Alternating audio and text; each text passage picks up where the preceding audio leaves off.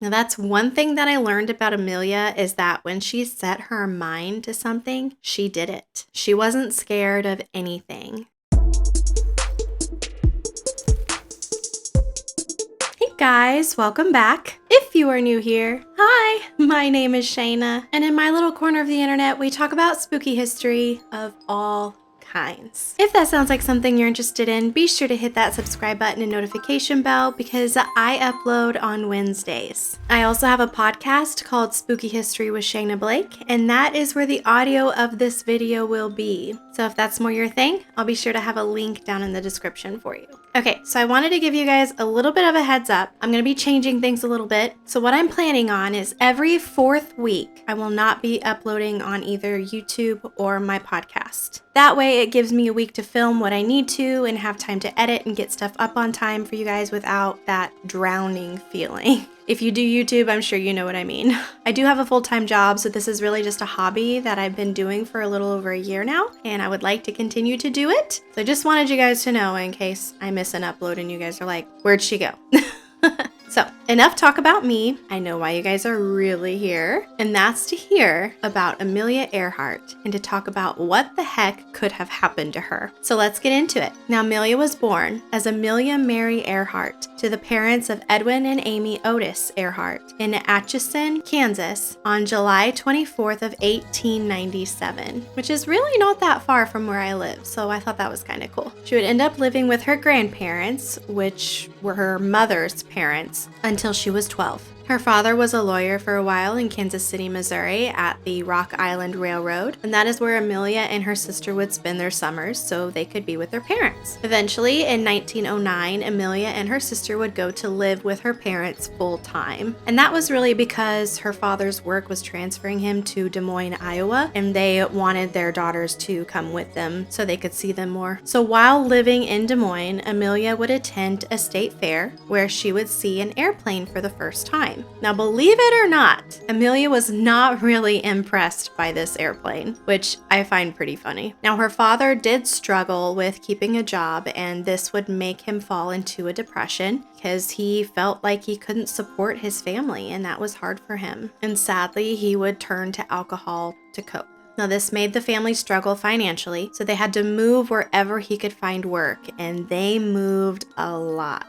Amelia was able to finish high school in 1916 despite of everything that was going on at home. Amelia's mother would end up receiving an inheritance from Amelia's grandparents after they passed, and her mother really wanted her to go to college, so she used the money to send her to Ogant's School in Rydal, Pennsylvania. However, Amelia would leave this school to become a nurse so she could help the wounded soldiers in World War I. She made this decision after visiting her sister in Canada, and while she was there, she saw her first amputee who was wounded from the war, and that's what would drive her to be a nurse until the year 1918. So when Amelia was done, she would move to live with her mom and sister, who had moved to Northampton, Massachusetts at this time, and that's where her sister was attending Smith College. Then in fall of 1919, Amelia would enter Columbia University in New York as a pre-med student. But she would move again because she wanted to live with her parents, and they moved to Los Angeles, California. So I told you, they moved a lot.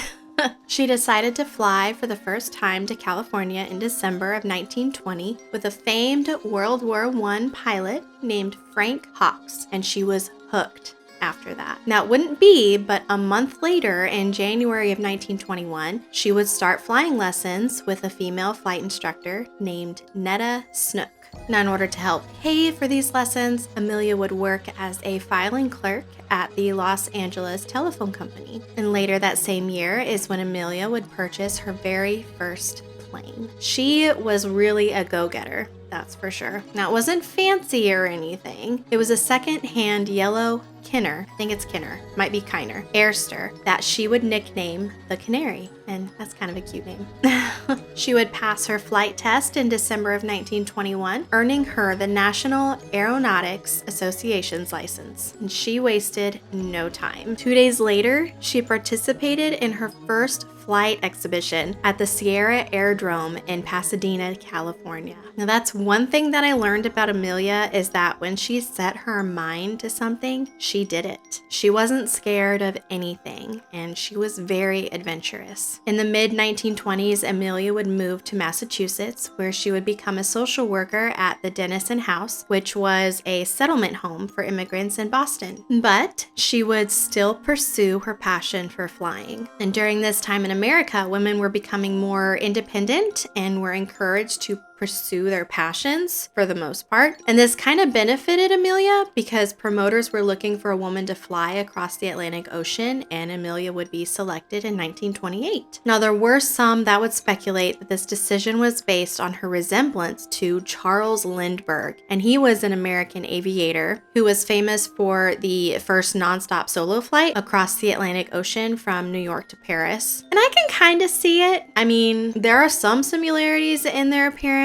but I'd like to hope it's not because of this, but you never know. On June 17th in 1928, Amelia would depart Trepassey in Newfoundland, Canada as a passenger aboard a seaplane that was piloted by Wilmer Stultz and Lewis Gordon. After they landed at Bury Port in Wales on June 18th, Amelia would become an international celebrity. After this, she would travel the US giving lecture tours, and most of her publicity was handled by a man named George Palmer Putnam, and he would become her publisher, and he is the one who had helped organize this historic flight. They must have really liked each other because they would end up getting married in 1931, and Amelia would decide to keep her maiden name. I couldn't really find why, but I'm assuming it's because she was becoming pretty popular and everyone knew her as Amelia Earhart, so it's just my assumption. I'm not sure. It would be that same year that she would set a record as she piloted an autogyro to the altitude of 18,415 feet. Then in 1932 is when Amelia would cross the Atlantic by herself on May 20th through the 21st. Her flight was from Arbor Grace in Newfoundland, and she flew to Londonderry in Northern Ireland. And she would complete this in record time of 14 hours and 56 minutes, despite a few problems she had along the way. She would state that she experienced some mechanical difficulties and inclement weather, which caused her to not be able to land in her scheduled destination of Paris. But despite those circumstances, she did really well. And if you couldn't tell, Amelia was known for breaking records. She would be awarded by Congress for heroism or extraordinary achievement while participating in an aerial flight. And she would be the first woman to receive this honor, which was pretty impressive. She would also be the first woman to fly from Los Angeles and would land 19 hours later in Newark, New Jersey, and she flew non-stop and was by herself.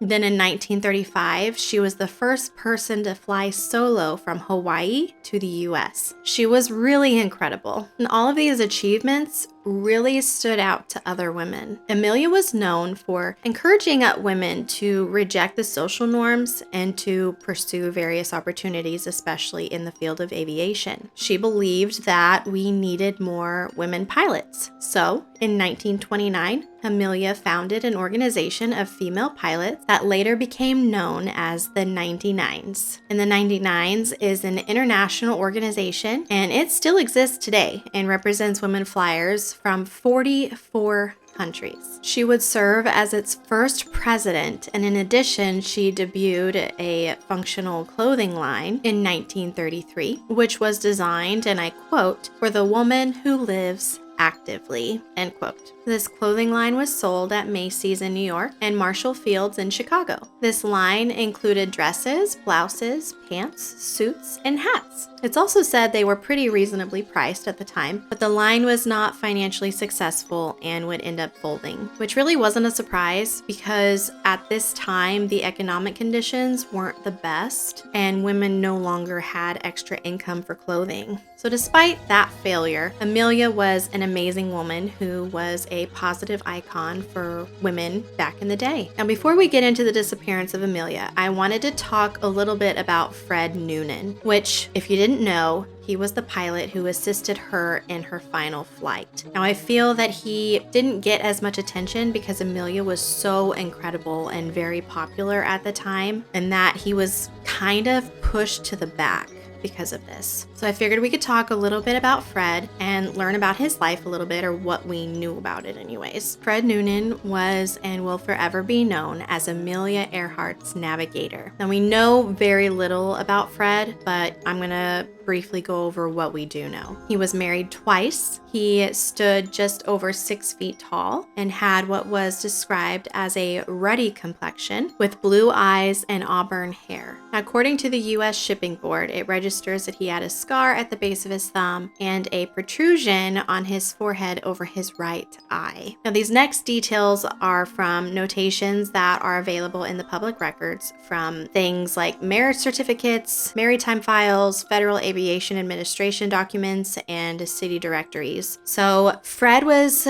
very respected in the aviation community. He was widely credited with opening the Pacific to air transportation, and he worked for Pan American World Airways beginning in the mid-1920s and would be responsible for charting the westward routes from California to Manila for the carrier's Clipper airplane fleet. Now, I had no idea what a Clipper plane was, so I had to look it up for us. And these planes were called Clippers after the mid-19th century multi-mast sailing ships, which were designed for speed. And Pan American's flying boats were the pinnacle of luxury travel at this time. So I found that pretty interesting. Now, it's unclear as to where Fred was born. Some say Chicago, others say in Ireland. But what we do know is that he left home at the age of 13 to become a merchant marine in 1906. Over 20 years, he rose through the ranks to become a captain, working on ships that ferried goods around the world. It wouldn't be until the 1930s when Fred would take an interest in flying. He never lost his love for the sea and would continue to renew his captain's license until right up before his disappearance. Not long after Fred received his pilot's license in 1930, he went on to become a leader in long-distance navigation, and this is when he would start developing a solid reputation for his skills. Now, according to some of the reports, he served as the head of Pan Am's navigation section, and with Fred in the navigator's seat, Pan Am's China Clipper seaplane completed the first air trip from San Francisco to Honolulu in April of 1935. And this would cause him to earn a congratulatory letter from the world's foremost expert on air navigation, P.V.H. Weems, who had taught pilots at the Naval Academy. Fred would write to Weems a letter talking about the navigation during the Honolulu flight, and it stated was comparable with such as would be practiced afloat. Fixes were determined entirely by stellar observations at night. End quote. Now, I wanted to kind of state the obvious in saying that this was an era that was before electronic navigation. So Fred's role as an air navigator held a very critical significance and would involve a combination of line of sight and calculating positions based on these heavenly bodies or radio signals. And heavenly bodies just means exactly as it sounds, which is stuff that's visible in the sky, like planets, stars, moons, etc. So Fred was very good at his job, and he was very smart. His reputation was described as a top-notch navigator, which is what would put him on Amelia's radar. So when she was planning on doing her last flight, she first had chosen a sea captain named Harry Manning to help navigate her flight around the world, but she would later change her mind and approached Fred instead. And it is known that Fred was really a better navigator than Harry, and Amelia's husband really preferred Fred because of his experience at Pan Am. Now, what I found kind of sad was on March 27th in 1937, just a few months before disappearing, he married his second wife, Mary Bay Martinelli. And the day after his disappearance, she would go to tell a reporter for the Oakland Tribune, and I quote, "Fred had several good business offers, and we planned to make our home in Southern California, which we both loved so well. It seems I've hardly seen him since we married," end quote. And I thought that was kind of sad. I mean, they had just gotten married, and then he goes and disappears, and Fred didn't have any other relatives, just his wife. So thought that was kind of sad. So now let's talk about the final flight. It would be in 1937 when Amelia and Fred would attempt to fly around the world in a twin-engine Lockheed Electra. On June 1st, they would begin their 29,000-mile journey. They would leave from Miami and head east. Over the following weeks, they would stop a few times to refuel before making it to Lee in New Guinea on June 29th. At this point, Amelia and Fred had traveled about 22,000 miles. They would leave again on July 2nd, heading towards Howland Island, which was about 2,600 miles away. Now, this flight was expected to be very tiring, and the island was known to be very difficult to locate. It's literally an uninhabited coral island located just north of the equator in the Central Pacific Ocean. Now, there were 2 U.S. ships that were stationed to mark the reroute for them to help them navigate. And Amelia was in intermittent radio contact with Itasca, I think that's how you pronounce it, Itasca, which was a U.S. Coast Guard cutter near Howland. And it would be later in their journey that Amelia would radio that the plane was running out of fuel. And then about an hour later at 8:43 a.m., she would radio back again stating, and I quote, "We are on the line 157 to 337.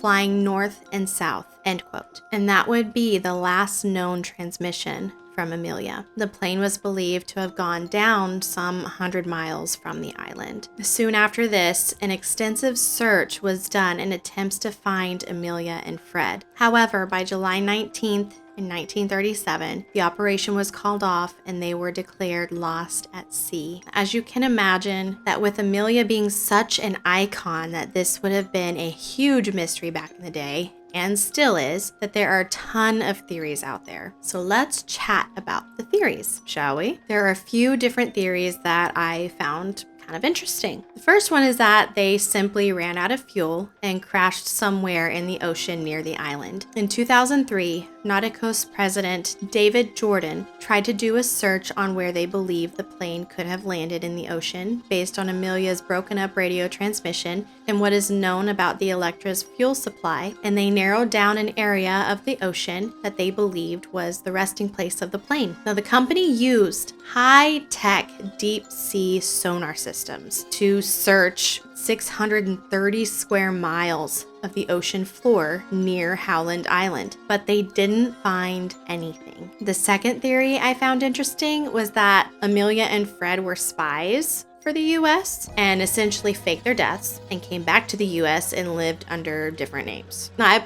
personally found this interesting, but very unlikely. And the reason I find it very unlikely is because Fred had just gotten married before disappearing, so why would he do that? And Amelia was very well known, so I think it would have been hard for her to not have been noticed when she came back to the US. If that was the case, they could have not came back to the US, I guess. They could have lived somewhere else. But she was known pretty well all over the world, so you still think it'd kind of be hard. Nothing is impossible.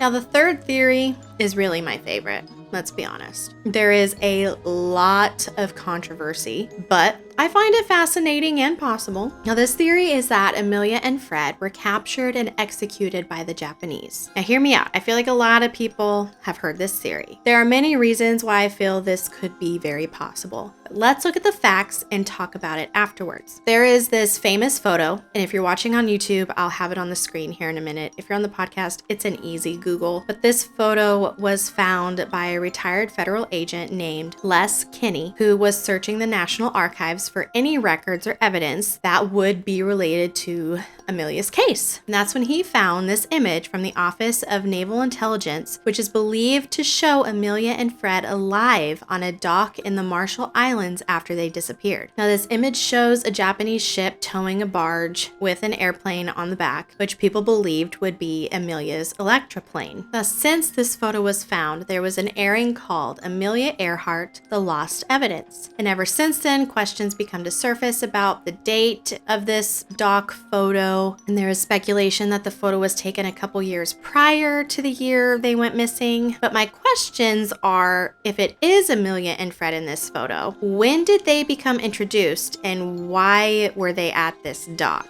I couldn't find online when Amelia and Fred actually met and why they would have been on this specific dock if it was them together. So if you know, let me know. And the ship in this photo was positively identified as the Koshu from documents that were created by the United States Navy's Office of Naval Intelligence, which were also recovered by Les Kinney in the U.S. National Archives. Now, all I'm saying is we know that governments are known to lie, allegedly, in order to cover their tracks. So, who knows if this photo was taken a few years before or not? People are saying it was older than what we believe. I really don't know. I'm saying anything is possible, is all I'm saying. Now let me know what you believe about this image, if you even think it is Amelia and Fred. I kind of get it because the woman in the photo does. I mean, it's the back of her, but her body posture, her hair, it just looks like her. You know what I mean? It could totally not be her, but it looks like her. Now we are going to continue with this Japanese theory because there's more evidence that was found. Now there was an official Japanese announcement or statement that was found in the National Archives that was dated July 5th of 1937, which was just 3 days after Amelia and Fred disappeared. Now I'll put it on the screen, but I'll read it in case you're listening on my podcast. Now it's from Tokyo, sent to Washington, and here's what it says. We are in receipt of intelligence reports to the effect that the U.S. Navy is launching upon a large-scale search for the lost Miss Earhart, since it is believed that she went down in the vicinity of the Marshall Islands area. The government of the South Sea Islands has ordered all ships or lookouts and communications facilities to cooperate in the discovering of her. We have communicated our desires to assist in this search through our ambassador in Washington to the U.S. government. This offer was made not only as an expression of goodwill, but for the purpose of preventing the United States merchant and fighting vessels which are searching for Miss Earhart from coming too close to the Marshall Islands. End quote. Now, what I found that is very interesting about this announcement is that at the time this message was sent to the U.S., the search efforts were focused on Amelia's intended target, which was Howland Island, and that was almost 800 miles away from the Marshall Islands. So this letter really implies that the Japanese were most likely tracking Amelia's flight and knew where she landed or crashed. So, did the U.S. have knowledge of Amelia's alleged capture, but have just kept this information about her true fate classified for 85 years? I mean, very possible. Then in 2015, there is a metal piece that was found below the surface of Mili Atoll in the Marshall Islands. Now, the image I'm going to show is supposedly a visual match to the rolled aluminum trim edge around the landing gear of the Lockheed Electra L-10, which was the same model of the plane that Amelia flew with Fred. And this was revealed to a man named Dick Spink by the son of an eyewitness who saw the twin-engine plane crashing into the reef of Mili in July of 1937. Coincidence? Maybe. Now, the son gave an interview, and he said that the plane was dragged along the beach and then brought to Jaluit. Sorry if I'm mispronouncing that, which was the location of the dock photo that was believed to show Amelia and Fred. So some crazy stuff, right? Now, if you didn't know already, there were bones found on the Pacific island called Niku. I'm really sorry. Niku Maramu? Marawu? I have no idea. I really apologize. I know I butchered that. But they found these bones in 1940 on this island. And this island was previously known as Gardner Island, and it is the part of the Phoenix Islands in the Western Pacific Ocean. And it is about 400 miles southeast of Howland Island. Now, in 1941, a forensic analysis of the remains were completed, and these bones were uncovered by a British expedition exploring the island for settlement after the team came upon a human skull. So the expedition officer ordered there be a more thorough search of the area to see what else they could find. Now, this resulted in the discovery of several other bones and part of what appeared to be a woman's shoe. There were other items found, including a box made to hold a Brandy Navy surveying sextant that had been manufactured around 1918, and a bottle of Benedictine, which was a herbal liquor. Now, the bones that were found were shipped to Fiji and were first examined by a Dr. D.W. Hoodless, and he made the appropriate measurements and notes about the bones, but somehow, the bones vanished. Sounds suspicious.